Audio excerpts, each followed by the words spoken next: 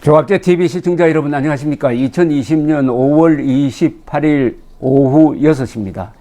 오늘 오후 2시부터 경기도 과천에 있는 중앙선거관리위원회 대회의실에서 언론사 기자들을 모아놓고 부정선거, 부정투개표 또는 사전투표의 개표 조작설 등 여러 업무설에 대해서 중앙선관위가 시연회를 했습니다. 투개표 과정을 직접 보여주고 거기에 쓰이는 장비를 이렇게 벗겨가지고 속까지 드러내면서 기자들에게 한 3시간 동안 낱낱이 설명을 했습니다. 조갑제TV 기자도 거기 참석했으니까 동영상을 찍어 오면은 여러분들한테 보여드리겠습니다. 중앙선관위는 말하자면 이래도 못 믿겠느냐 하면서 지금까지 쭉 서류상으로 설명했던 것을 이 과정을 보여주면서 기자들이 보고 질문하고 답변하고 하는 이런 과정을 거쳤다고 합니다. 모든 혐의, 모든 주장, 부정투표 또는 개표가 있었다는 모든 주장에 대해서 해명을 했고 거기에 대해서 기자들이 반론을 제기하고 하는 과정에서 해소가 되었다. 의문이 해소가 되었다는 게 참여한 기자들의 이야기입니다. 그러나 그런 식으로 기사를 쓸지는 모르겠어요. 거기 참여했던 기자들은 다 의문이 해소되었다. 말하자면 음모론이 다 거기서 깨졌다. 이런 평가를 했습니다.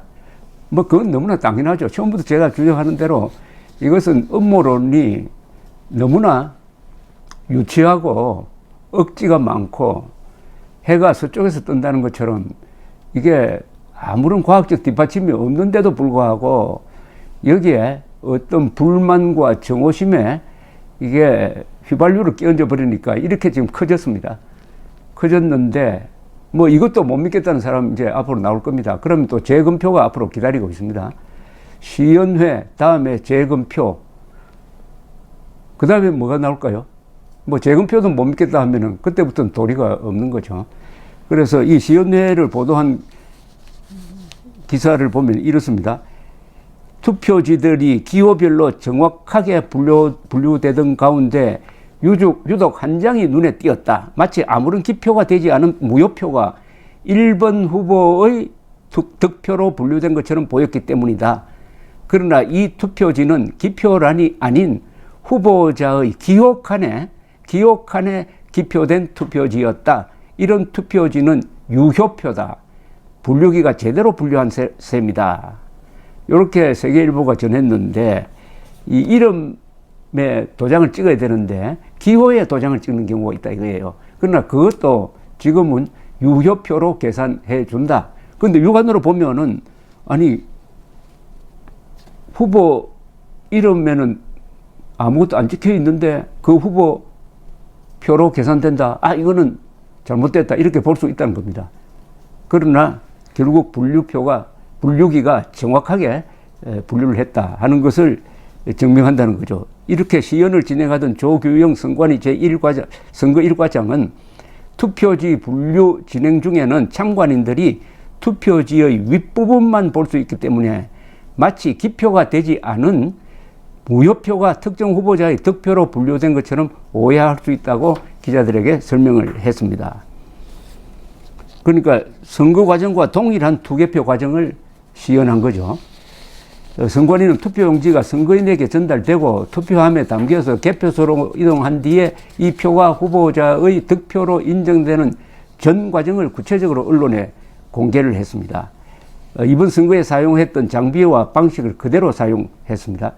그러면서 선거인의 투표지가 모인 투표함이 어떤 방식으로 봉인, 운송, 보관됐는지를 다 보여주면서 이 개표 과정에도 각 정당 참관인이 참여한 만큼 부정이 개입할 여지가 전혀 없다고 강조를 했습니다. 또한 선거에는 이 전용 자체 전산망을 사용하고 있어가지고 선거정보통신 이외에 외부 통신 조작도 불가능하며 투표지 분류기 등을 제어하는 컴퓨터는 노트북입니다. 애초 통신용 모듈이 이걸 랜 카드라고 그러더라고요. 모듈이 탑재되지 않아 외부 통신으로 선거 결과를 조작할 수 없다라고 거듭 밝혔습니다. 이게 핵심입니다. 그러니까 투표지 분류기를 제어하는 노트북에 외부와 통신할 수 있는 장치가 들어가 있다. 그러니까 외부로부터 정보를 받아가지고 해킹을 했을 것이다 하는 주장을 줄기차게 음모론자들이 해왔는데, 이번에는 다 보여주면서 여기에는 아예 납품받을 때부터 그런 통신장치, 통신 모듈은 탑재되지 않는 것을 쓴다라고 확인시켜 주었다고 합니다. 이게 핵심입니다. 그러니까 이게 외부와 통신할 수 없다. 투표지 분류기와 외부와 통신할 수 없다고 하면은 해킹도 불가능하고 조작도 불가능한 거죠. 그래서 이런 사실을 증명하기 위해 선관위는 각 장비를 분해해서 내부를 공개했다는 겁니다. 김판석 선관위 선거국장은 이번 국회의원 선거는 선관위 직원 외에 국가, 지방공무원, 교직원 등 30만여 명이 관리에 참여했다. 단언컨대 이런 환경에서 선거 부정이 발생하려면 관계된 모든 사람이 가담하지 않으면 절대로 불가능하다. 선관위가 정상적으로 업무 처리를 했는데도 투개표 사무원의 단편적 실수 등만 부각해서 조작 의혹을 제기하거나 바쁜 틈을 이용해 용지를 탈취하는 등 부정한 방법으로 여론을 선동해서는 안 된다고 경고를 했다고 합니다. 지금 이 시연한 거는 이미 중앙선관위가 여러 차례 설명했던 것의 반복인데, 다만 이번에는 신뢰성을 주기 위해서 이렇게 전 과정을 만들어 놓고 거기에 기자들이 직접 볼 수 있게 하고 의문이 있으면 질문하게 하고 더구나 그 기계를 뜯어가지고 공개를 하고 해서 육안으로 확인할 수 있도록 했다. 이래도 안 믿겠느냐? 이래도 안 믿겠느냐? 이겁니다. 이래도 안 믿겠느냐?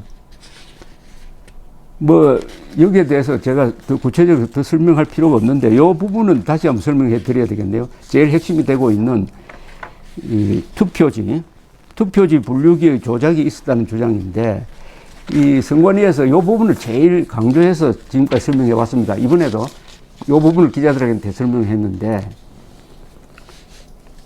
투표지 분류기에는 QR코드 인식 장치가 있어가지고 제어용 PC의 DNS 조작을 통해 총 투표자 수와 후보자별 득표수를 특정 IP로 전송한다는 주장에 대해서 중앙선관위는 투표지 분류기는 투표지를 인식하는 광학 센서가 있으나 QR코드를 인식하지는 못한다.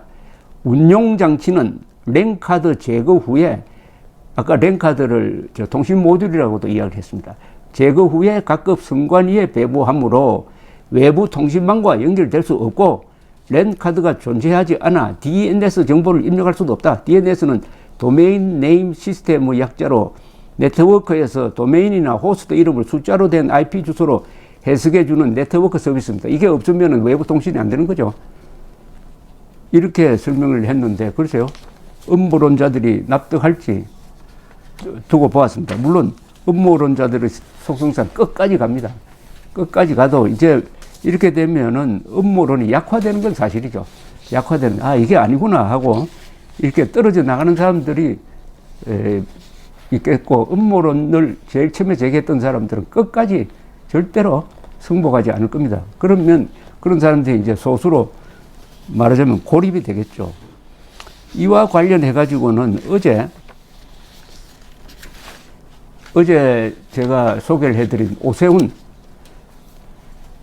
광진을, 오세훈 전 서울시장의 이야기가 가장 설득력이 있는 이야기였습니다. 어떻게 보면 선관위의 시연회보다는 이 오세훈 씨의 말이 실감이 나더라고요. 오세훈 씨는 이렇게 이야기했습니다. 자기가 사실은 사전투표에서 져가지고 한 2,000여 표 차이로 고민정 후보에게 졌습니다. 그런데 음모론자들은 오세훈 후보가 개표 부정에 의해서 졌다고 주장을 하고 있습니다. 특히 공병호 씨 같은 사람은. 그러면서 또 동영상도 날라다니고 이러니까 오세훈 씨도 그 동영상을 보고는 한 20분 동안 음모론자들이 만든 동영상을 보고는 아, 이거는 선거소송을 해야 되겠다고 판단을 했다는 겁니다. 그런데 점검을 해봐야 되겠다 해가지고 참관인 4사람 그리고 선거 실무에 밝은 사람을 초청을 해가지고 2시간 동안 그 동영상을 점검했다는 겁니다. 점검을 해보니까 음모론자들이 주장하는 게 하나하나 낱낱이 허위로 밝혀지더라는 겁니다. 더구나 거기서 무슨 사전투표함이라고 했던 게 사진을 찍어 놓은 걸 보니까 당일 투표함으로 밝혀지고 하는 등등.